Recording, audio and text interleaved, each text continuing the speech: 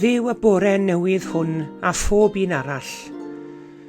Dduw gwawr a machlyd, bydd yng nghanol ein heddoli, bydd yng nghanol ein cymdeithas, bydd yn ganllaw i'n cerdded, a'r heddwch i'n tywelu, drwy orie'r dydd hwn, ac wrth i ni orwedd i gysgu.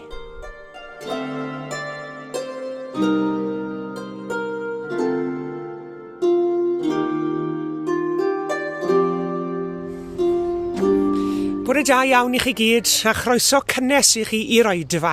Diolch yn fawr iawn i chi gyd am ymuno ni eto Sul hwn. Mae'n hyfryd i gael eich cwmni chi. Gobeithio gewch chi fendith o gyd addoli â ni. Croeso cynnes iawn.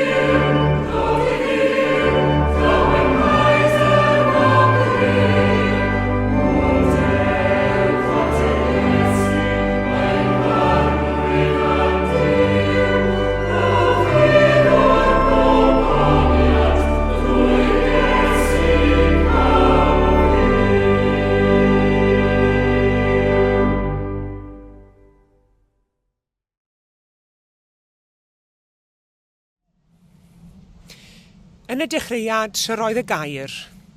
Yr oedd y gair gyda Duw, a Duw oedd y gair. Yr oedd ef yn y dechreuad gyda Duw. Daeth pob peth i fod trwyddo ef, hebddo ef ni ddaeth un dim sydd mewn bod.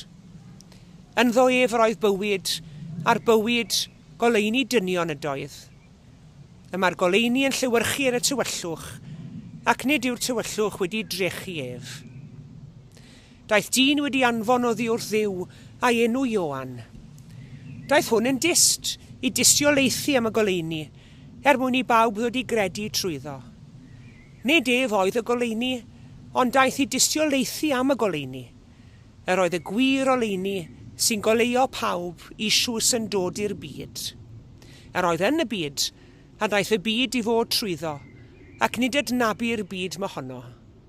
Daeth i'w Mehefin ei hun, ac ni dderbyniodd i bobl ei hun mohono. Ond cynifer ac ai derbyniodd, rhoi sydd iddynt hwy, y rhai sy'n credu yn ei enw, hawl i ddod yn blant Duw. Plant wedi geni nid o waed, nac o ewyllus cnawd, nac o ewyllus gŵr, ond o Dduw. A daeth y gair yn gnawd, a phreswylion ein plith, yn llawn gras a gwirionedd. Gwelsom i ogoniant ef, ei ogoniant fel unig fab, yn dod oddi wrth y tad.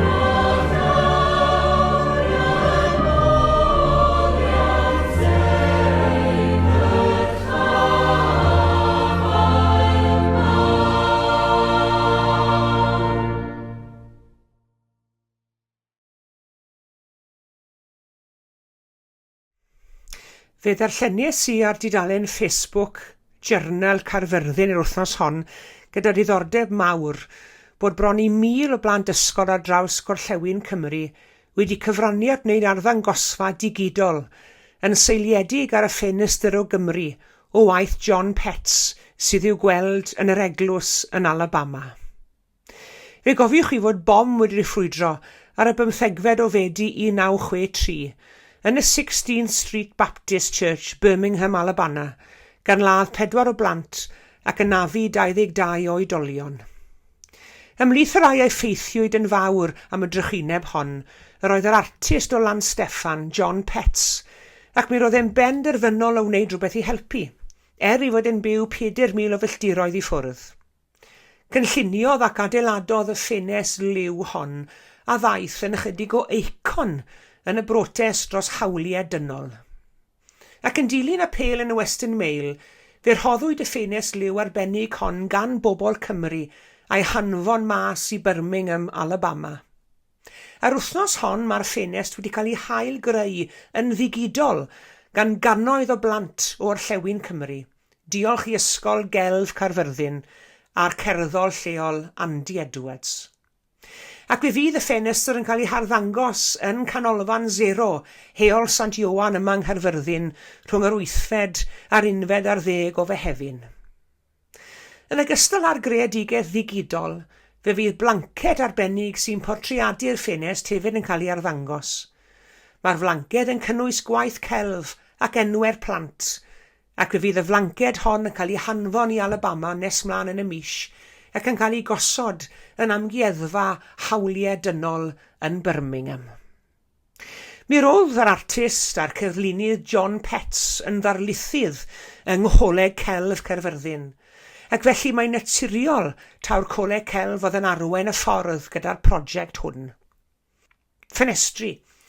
P'un bod yn rhoi lliwgar neu beidio, mae ffenestri yn bwysig iawn. Fe fydd ein hadeiladau ni'n dywyll iawn hebddyn nhw. Fydden e ddrafft ym mhob adeilad adeg y geia heb ffenestri. Neu yng nghanol haf, fydde pawb yn berwi ond i bai bod gyda ni ffenestri ni'n gallu hagor. Heb ffenestri hefyd, fydden ni ddim yn gallu gweld mas. A heb ffenestri, fydde pobl eraill ddim yn gallu gweld mewn. Ond mae math arall o ffenestri hefyd yn does. Rhai heb wydyr na fframyn bren neu blastig. Mae ffenestri yn ein bywydau ni bob un. Ac i fi, mae ffydd yn debyg iawn i ffenest. Fe allwn ni feddwl am ffenest mewn sawl ffordd. Yn gynta, fe allwn ni ganolbwyntio ar ei chynllun, y ffordd mae wedi cael ei chreu, neu llenni, neu blaens, neu gwydyr. Ond wrth feddwl am yr holl bethau hyn, fe allwn ni'n hawdd anghofio bwriad y ffenest, sef i edrych drwyddi a mwynhau'r olygfa. Mae'r ffenest yn dod ar tu fas, tu fewn, a'r tu fewn, tu fas. Ac mae ffydd fel ffenest. Mae ffydd fel ffenest sydd yn ein helpu ni i weld Duw yn fwy clir. Ond cofiwch, nid yn unig yw ffydd yn helpu ni weld Duw yn fwy clir, ond mae'n caniatáu i Dduw ein gweld ni'n fwy clir hefyd. Ac wrth edrych yno ni, i fod yn gweld gwallau yno ni, a beiau yno ni, mae'n edrych heibio iddyn nhw, oherwydd ei gariad mawr tuag ato ni.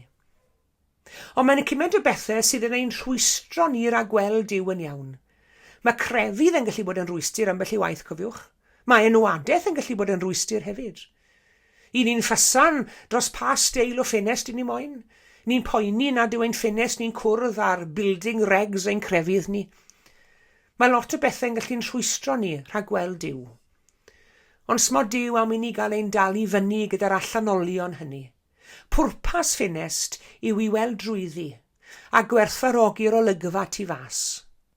Pwrpas ffydd yw gweld Duw drwyddo a gwerthfawrogi gariad tuag ato ni.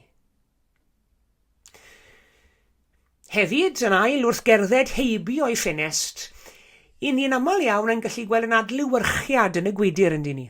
I ni'n gallu defnyddio'r ffenest fel drych ambell i waith. Rydw i wedi rhoi lipstig ar sawl gwaith wrth syllu ar ffenest y car, mae rhaid i fi gyfadde. Wrth weld ein hadlewyrchiad yn y ffenest, i ni'n gweld shwt i ni'n edrych. A mae hynny'n gallu bod bach o sioc i ni ambell i waith. Ac os i ni'n cael sioc o weld ein hadlewyrchiad, mae'n siŵr bod Duw yn cael mwy o sioc o weld ein cyflwr ni ar adegau. O weld y pethau ni'n gwneud a'r pethau ni ddim yn gwneud. Y pethau ni'n dweud a'r pethau ni'n peidio dweud pan ddylsyn ni fod yn sefyll lan dros ein hunain. Ein hiaith, ein sloganau. Ond mae Duw wedi rhoi ffydd i ni fel ffenest, mwyn i ni gael gweld taw Duw sydd yn maddau yw ein Duw ni, am i fod yn ein caru ni gyda chariad di-derfyn. Pe bai fi'n tywallt dŵr mas o'r ei wydyr, fydde'r dŵr yn rhedeg i bobman. Fydd e'n amhosib i rwystro fe rhag redeg i bob cyfeiriad. Wel, fel na mae cariad Duw hefyd. Mae e'n gariad afradlon. Does dim ffi na therfyn iddo fe. Mae'n ein caru ni gyda chariad di-derfyn, ac mae wedi rhoi ffenest ffydd i ni gael ei weld. Ac mae angen y cariad hwnnw arno ni ac ar ein byd ni heddi'n dos, ar ein cymunedau ni, ar ein pobol ni.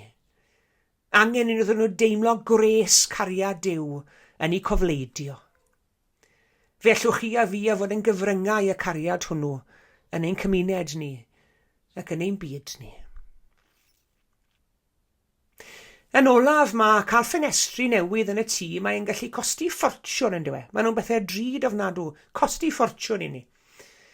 Ond mae ffenest ffydd yn rhodd rhad ac am ddim i ni gan Dduw.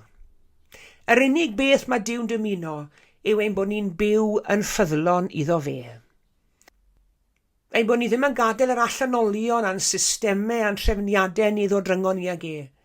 Ein bod ni'n cofio i fod un Dduw sydd yn ein caru ni gyda chariad diamod, ac o gofio hynny, fe gawn yn rhad yr rhodd o ffydd fel ffenest. Oes, mae yna ffenestri yn ein bywydau ni gyd, maen nhw mhobman, ym mhob lle, ac yn angenreidiol. Mae rhai yn rhai lliw cywrain fel ffenestr John Pets, ac eraill yn llai ffansi. Ond mae un ffenest sy'n ragori ar y cyfan, a ffenest ffydd yw'r ffenest honno.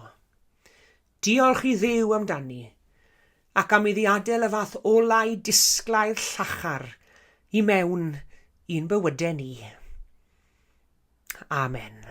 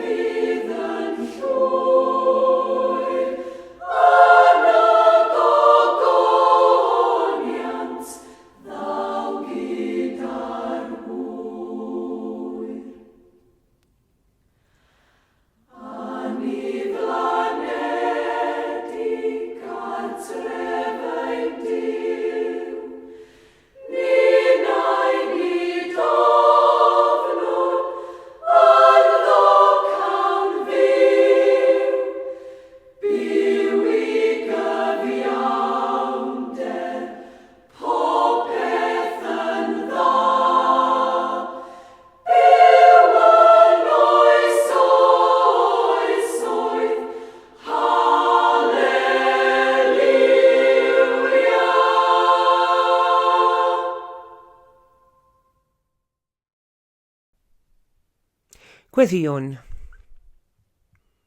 Ein tad yr hwnnwyt yn y nefoedd. Duw a thad ein harglwydd a'n gweredwr Iesu Grist. Tro'n atat nawr mae'n gweddi arglwydd, gan ddiolch i ti am y dwyrnod newydd hwn. Diolch I ti Arglwydd am dy ofal ohono ni yn ystod yr wythnos aeth heibio. A dyma ni o Dad Nefol yn camu fe'n yr wythnos hon yn dy gwmni di. Diolch I ti o Dduw ein Tad am oleuni dy gariad. Diolch I ti am y ffydd yr wyt ti wedi blannu yno ni. A thrwy'r ffydd honno ein mod ni'n medru tyfu'n agosach ata ti. A thrwy'r ffydd honno dy fod ti yn medru agosau ato ni a siarad â ni a'n hysbrydoli ni hefyd. Diolch I ti Arglwydd am y ffenestri sydd yn ein bywyd ni bob un. Ffenestri sydd yn cynnig cyfleoedd newydd I ni. Ffenestri sydd yn agor o'n blaen ni ac yn ehangu'n gorwelion ni. Arglwydd, diolch I ti'n arbennig heddi am Ffenestr Ffydd, am fod ni'n medru dy weld di drwy'r ffenest honno, a thithen medru'n gweld ni hefyd. Helpa ni Arglwydd I agor y ffenest honno mor llydan a phosib, I gadw'r gwydyr yn lan ac yn bir, fel y medrwn ni dy weld di yn dy birdeb, ac oedd weld di byw yn agosach ata ti, ac o fyw yn agosach ata ti, dy wasanaethu di yn ffyddlon o ddydd I ddydd ac o awr I awr. Gwyddiwn Arglwydd dros yr rheini sydd yn brwydro gyda'i ffydd heddi. Yr rhai y mae fflam ffydd wedi diffodd yn eu calonnau nhw. O Dad Nefol, a wneud I ail gynnu'r fflam. Fel y bydd iddyn nhw fagu'r fflam, ac y bydd y fflam yn tyfu yn wenfflam ac yn dan golosg yn llosgu yn eu calonnau, wrth iddyn nhw ymdeimlod y gariad di. O Dad Nefol, gwna ni'n fobl da a ffyddlon I ti, ac yn rhai y bydd bob amser yn barod I rhannu'n ffydd. Ac I ni gwybod nad oes rhaid I ni aros ar ryw gornel stryd I brygethu Arglwydd, helpa ni rannu'n ffydd yn ein hymwneud y bobl eraill o ddydd I ddydd, yn ein gwaith yn ogystal ac yn ein gweddi. Helpa ni fod yn gorfforiad o'r ffydd ac o'r Arglwydd Iesu, yn ein geiriau, yn ein dymuniadau, yn ein gweledigaeth, ac yn ein hymwneud ag eraill. Arglwydd, mae wedi bod yn wythnos ryfedd iawn ym myd gwleidyddiaeth yn ein gwlad ni. Ac Arglwydd bod hwn yn achosi dryswch I nifer ohono ni, I ni'n cyflwyno y sefyllfa I ti yn ein gweddiau ni. Ac yn gofyn ar I ti Arglwydd I fugeilio meddyliau'r rhai sydd mewn awdurdod yng Nghymru heddi. Fel y bydden nhw'n gwneud y penderfyniadau cywir, yn gwneud y dewisiadau cywir, a hynny ar lles y genedl gyfan, ac nid ar ei lles I hunain yn unig. I ni meddwl Arglwydd tu hwnt I Gymru hyd yn oed, ac yn meddwl am ein byd ni. Ac yn cofio am bawb sydd yn wynebu oriau'r diwrnod hwn mewn ofn, oherwydd gormes a thrais ar y fela. Ond I ddod yn nes adre Arglwydd I ni'n cofio am yr rheini sydd yn anwyl I ni. Yr rhai sydd yn gaeth I amgylchiadau anodd.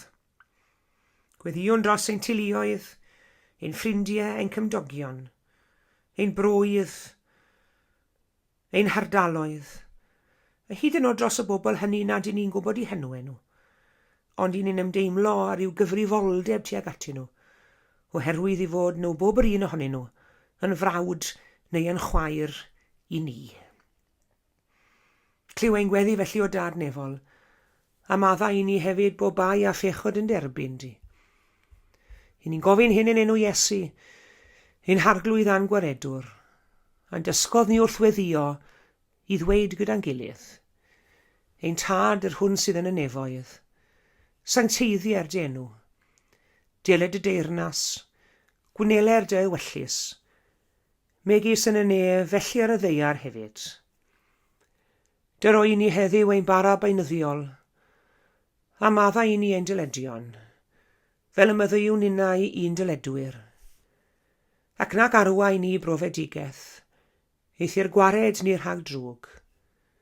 Can I seiddo ti o'r deyrnas, a'r nerth a'r gogoniant, yn oes oesoedd. Amen.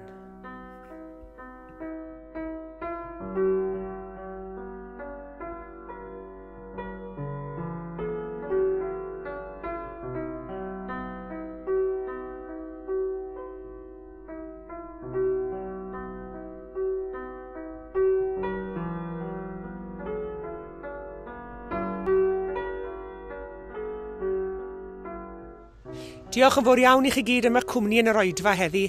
Tan y Sul nesaf, cadwch yn ddiogel ac yn iach. A gras ein harglwydd Iesu Grist a chariad Duw, a chymdeithas yr ysbryd glân, a fyddo gyda ni oll. Amen.